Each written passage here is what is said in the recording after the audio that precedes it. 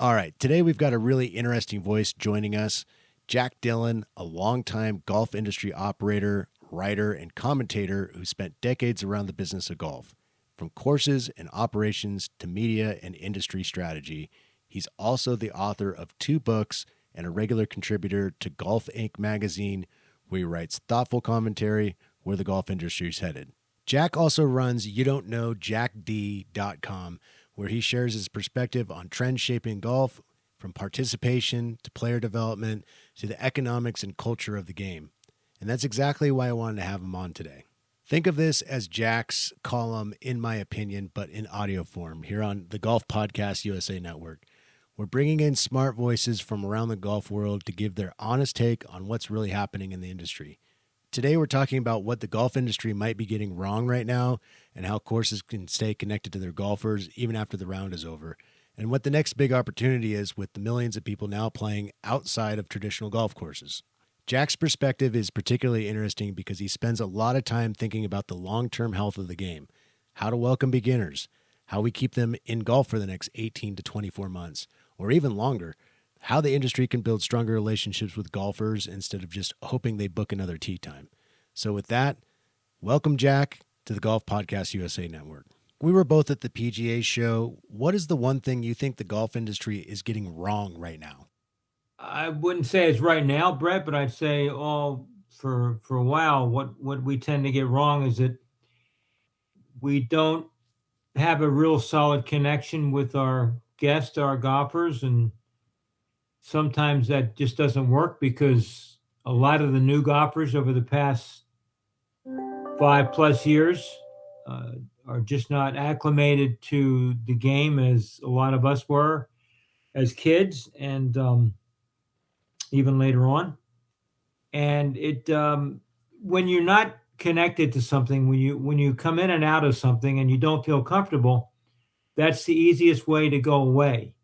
And the most important thing over many, many decades that I can tell you is that we need not only a grand number of players today, but we need to nurture that number so that the game continues to be healthy and then continues to offer growth for not only the millions of people who work in it, but the guests themselves, because golfers need golfers, and the more we play together, the more we tend to stay together. So I would say there's just not a great connection across the industry of staying connected to your golfer. That means pay the greens fees, they get the cart, they go to the first tee, and then we lose track of them after that. And we don't see them again until either the 9th green or the 18th green.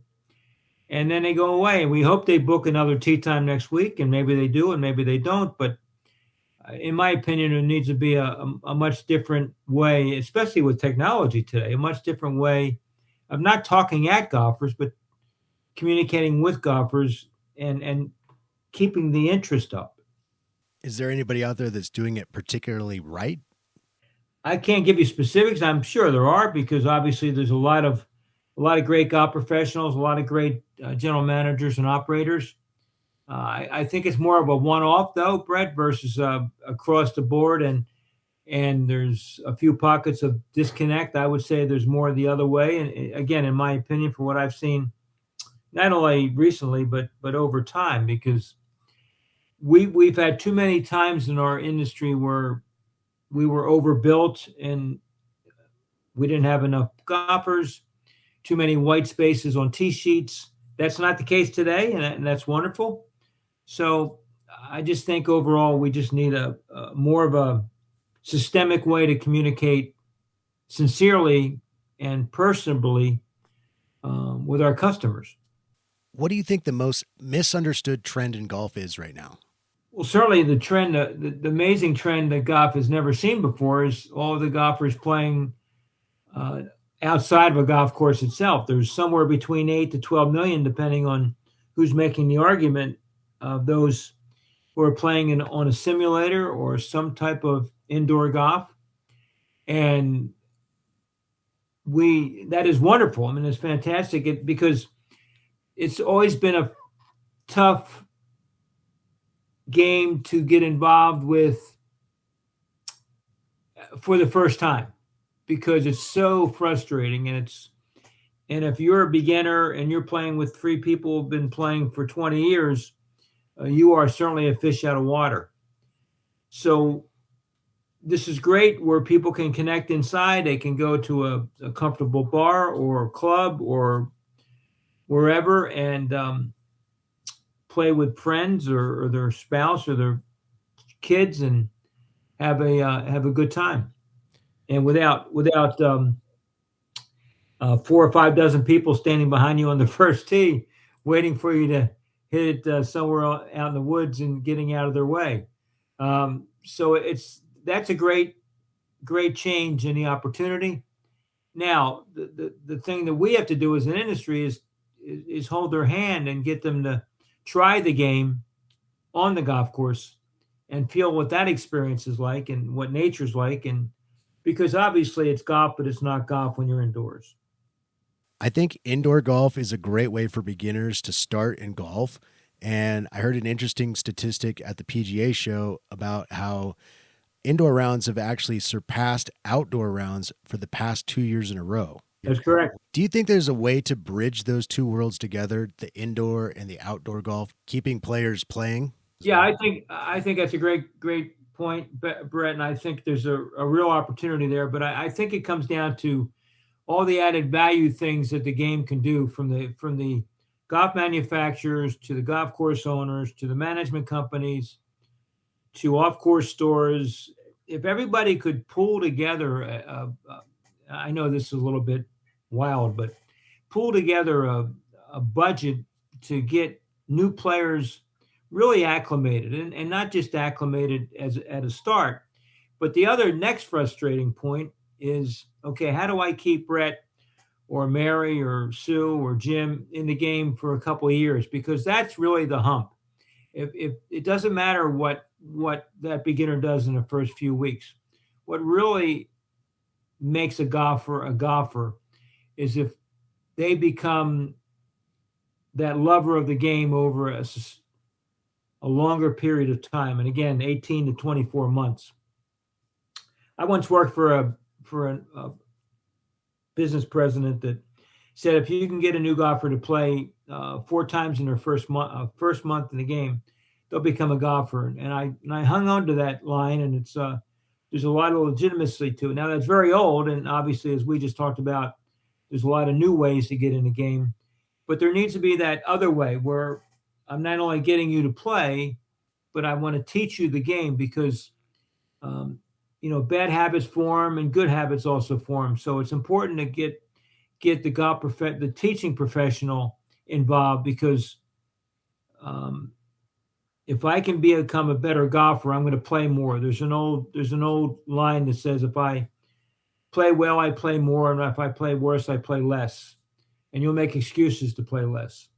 So if we can A, make it comfortable to get involved on the golf course, and B, teach that person with professional lessons to play over a long, and they can be group lessons. I'm not asking golf professionals to give up $75 of their time to give no charge lessons, but there's a way that you can take that new player and inject love and sustainability into that person through playing better. And I think that's another kind of, in my opinion, disconnect. I think golf is really hot right now, and I'm sure you would agree. Yes. If you're running a course, a brand, or a media company, what's a move you would make in the next 90 days? Well, that's a big question. If I was running a golf course, I would do everything I can with my staff to build sincere hospitality. That's number one. So when you come through the door, you feel comfortable. You feel like we care about you. We feel like you feel like we want you to have a great day, and then also to come back and have a second great day. So I would train the staff to build true hospitality throughout the day, whether it's in operations, food and beverage, course agronomy, because the worst thing you want is a disconnect where everyone inside treats you well, and then you go outside and they're cutting the greens and they're putting the sprinklers on while you're trying to play a hole.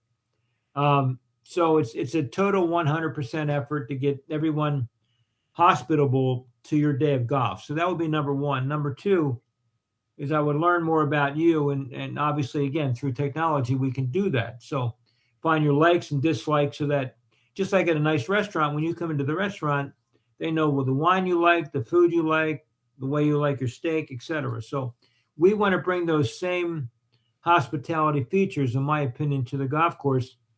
And again, we can do that now because we're using more than pencil and paper.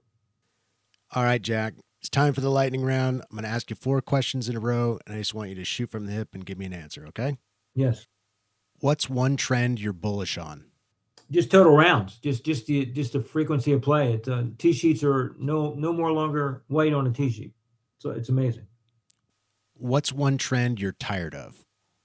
Player development questions, because we don't need players, we need sustainment. We don't need to build new players. What's one undercovered story? Women's and little girls golf. One prediction for the next 12 months. That a lot of the new brands that have joined merchandise in the industry will go away. They can't be sustained, because if the economy has another hiccup and oil goes up again, there's just so many new brands that there's just not enough room on the shelves on the golf course shops. Really appreciate it, Jack. If someone was to learn more about you and follow your work, where would they go? Well, they can find me on LinkedIn. They can certainly find me on LinkedIn. They can also find me at Golf Inc. golfincmagazine.com. I write an article right now fairly frequently because I'm working so many hours at the magical place, the most happiest place on turf, I should say. So either golfincmagazine.com or LinkedIn. Well, Jack, if this structure works easy for you, I'd love to do it once a month if you're open to it. Yeah, it would be fun. I'd appreciate it. This would be great. I'm happy to help you, Brett. Jack, really appreciate your time today, and I'm looking forward to making this a regular In My Opinion segment. Hope the rest of your week goes well. Thank you. Have a great day. All right, everybody. That was Jack Dillon, 2-time author and contributor to Golf Inc. magazine. If you enjoyed that conversation, we'll link Jack's work at youdon'tknowjackd.com and his commentary at Golf Inc. in the show notes. And remember, Golf Podcast USA is America's only local golf podcast network with shows covering golf in all 50 states and beyond. If you want to find your local show, just Google your state and the words Golf Podcast. Chances are you'll find us right there. You can also explore the entire catalog at golfpodcasts.org. I'm Brett Smith. Thanks for listening, and always remember to tip your cart staff.